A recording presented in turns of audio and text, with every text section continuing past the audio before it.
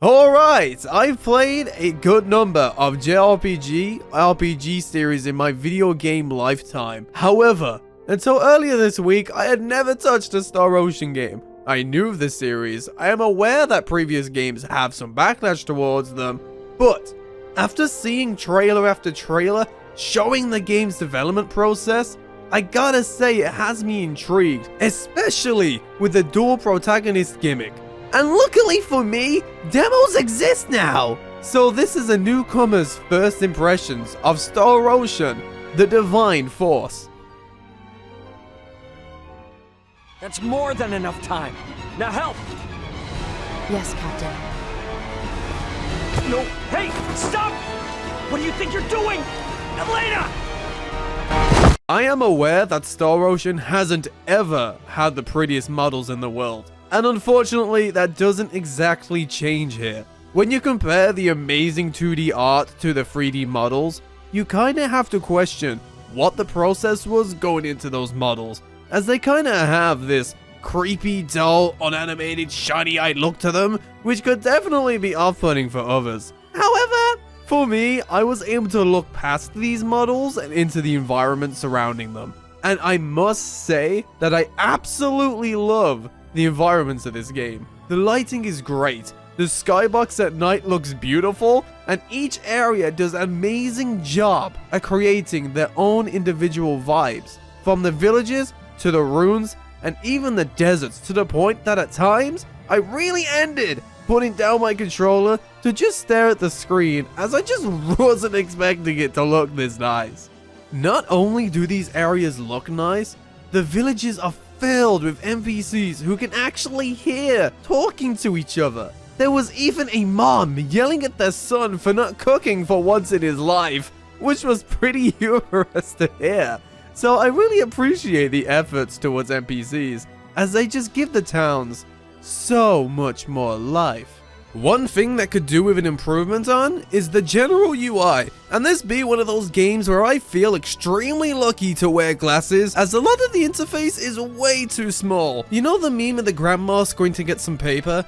Yeah, that was my experience trying to play this on a TV. But even with nice visuals, in a JRPG, I expect a decent story to be told. And from what this demo has given me, it hasn't given me a lot of work of. You start in space. Ship explodes! New planet. Big frog wants to eat you. Hello friends. Now to go and find my ship crew. Obviously it's a demo, so I wasn't expecting a lot of info. But I feel intro-wise it could have been stronger.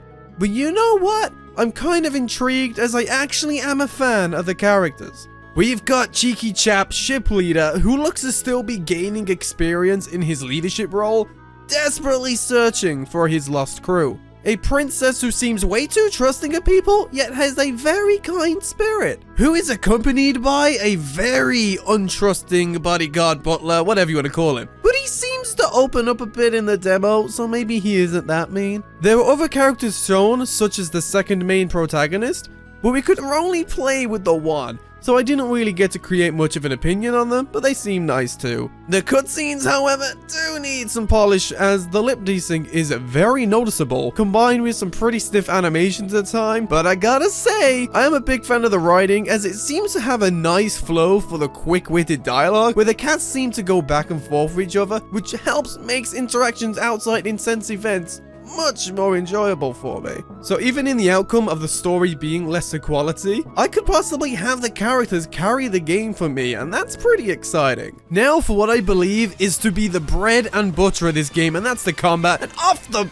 bat, I'm just going to say I am a fan of the AP system. While I get why it will turn people off having to wait between actions, I strongly believe it was created with the intention of forcing us to constantly swap between the characters and making use of their different attributes.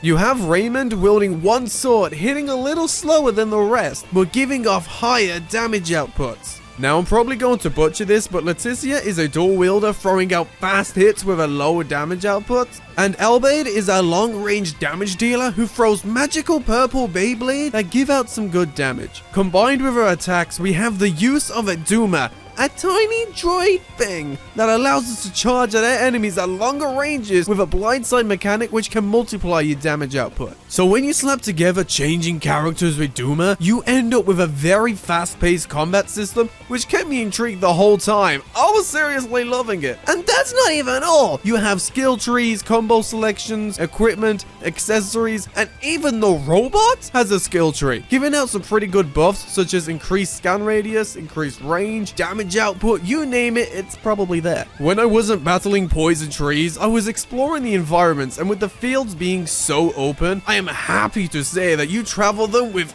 ease. With unlimited sprint and Duma allowing you to fly and glide across the map, you end up from point A to point B in no time, which helps make the game feel like it's on a never-ending treadmill, which meant that I never got bored playing through this demo. Now, one thing I will note is that the performance throughout the demo was definitely 50-50. As playing through the demo, I noticed a lot of frame rate drops. It wouldn't be super common, but it also wouldn't be rare. It happened a lot about rest spots or just entering a new area. But because of this, I did end up playing in graphics mode, which kind of did keep me at a stable 30 FPS. But once again, I will say, this wasn't like super common. This wasn't every single corner I turned. But if they can just optimize the gameplay experience just a little bit more, I think it would be absolutely amazing. What's a JRPG without a soundtrack to occupy it?